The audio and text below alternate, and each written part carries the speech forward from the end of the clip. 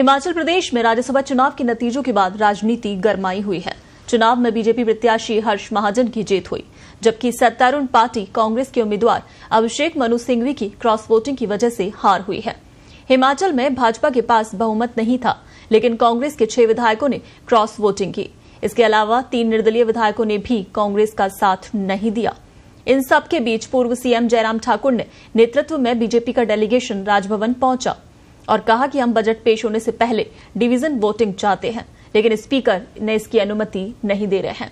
जयराम ठाकुर ने कहा कि जो घटनाक्रम हाल ही में हुआ, उससे साबित होता है कि कांग्रेस की सरकार जनादेश खो चुकी है। वर्तमान सरकार को सत्ता में रहने का अधिकार नहीं। विधानसभा स्पीकर हमारे विधायकों को सस्पेंड कर सकते हैं। कांग्रेस की सरकार हमारी वजह से नहीं, अपनी वजह से संकट में है।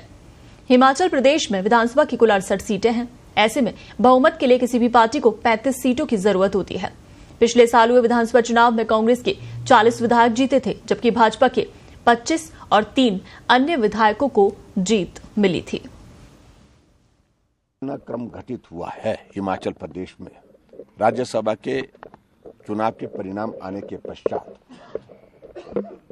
भारतीय जनता पार्टी के हमारे जो प्रत्याशी थे हर्ष महाजन जी, वो जीते हैं और सरकार बहुत बड़े बहुमत में थी, उसके बावजूद भी जीते हैं। और स्वाभाविक रूप से जो जीतने के जो सारी चीजें घटनाक्रम जो घटित हुई हैं सब वहां पर, उसमें अगर हम देखें तो वर्तमान में कांग्रेस की सरकार को सत्ता में रहने का कोई अधिकार नहीं है, यही मैं कहना चाहता हूं। और वो अभी जो जानकारी हमने इस संदर्भ में खासतौर से जो घटनाक्रम घटित हुआ पिछले दिनों में, उसके बारे में अपनी जानकारी जो है हमने महामहिम राज्यपाल महोदय जी को दी। सर, डिवीजन ऑफ वोट्स होगा सर, आज डिवीजन ऑफ वोट्स होने की देखिए, हमें कई तरह की एप्रीहेंशंस हैं कि जिस प्रकार से व्यवहार विधानसभा अध्यक्ष का है, वो हमारे विधायकों को सस्पेंड कर सकते हैं ताकि कंफर्टेबली बजट को पारित किया जा सके। ये भी एक आशंका है जो हम जाहिर कर रहे हैं।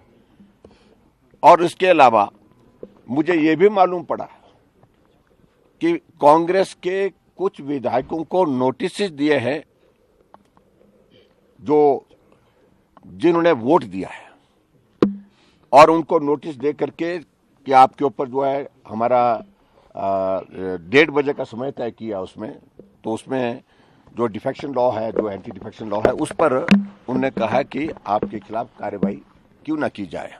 अपना पक्ष प्रस्तुत करने के लिए उनको 1:30 बजे बुलाया गया है। तो उनको सस्पेंड करने की उनकी ओर से जो मंशा जाहिर की जा रही है, वो भी एक संभावना है। और ऐसे में बहुत सारी चीजों को वो करने जा रहे हैं जो कि नियम के मुताबिक नहीं है। राज्यसभा में नंबर 1 व्हिप जारी नहीं होता है, व्हिप जारी किया कांग्रेस ने। दूसरी बात, राज्यसभा में कोई क्रॉस वोटिंग होती है तो उसमें वो इनवैलिड नहीं होता है, उसके लिए तो इलेक्शन कमीशन ने क्लियर गाइडलाइंस की। और जबकि मुख्यमंत्री बार बार यही कहते रहते हैं कि अगर आपने क्रॉस वोटिंग किसी ने भी की तो वो वोट इनवैलिड माना जाएगा, लेकिन उसमें इलेक्शन कमीशन ने डायरेक्शन दी, इसमें वो फिर वो चुप हो गए, उसके बाद कोई जवाब नहीं दिया। और उसके बाद अब जब इसमें जो है वो दल बदल कानून का कोई रोल ही नहीं है, उसके बावजूद भी विधायकों को प्रताड़ित करके, तंग करके, उनको परेशान करके इस प्रकार के कार्रवाई करने की दिशा में वो आगे बढ़ रहे हैं।